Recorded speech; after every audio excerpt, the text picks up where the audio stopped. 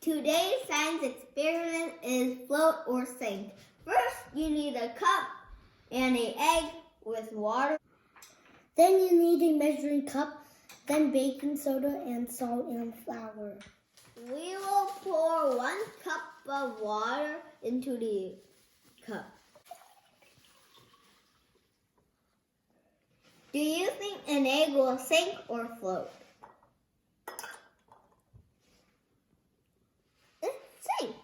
Now you put salt into the cup.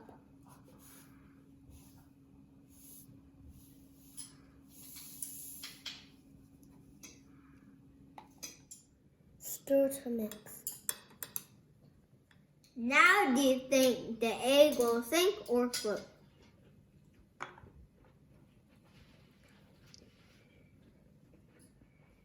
It floats. We will put flour into a cup.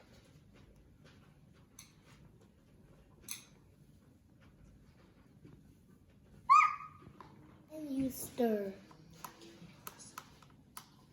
Now do you think the egg will float or sink?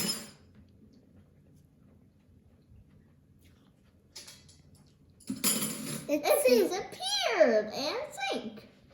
Then you put baking soda into the cup.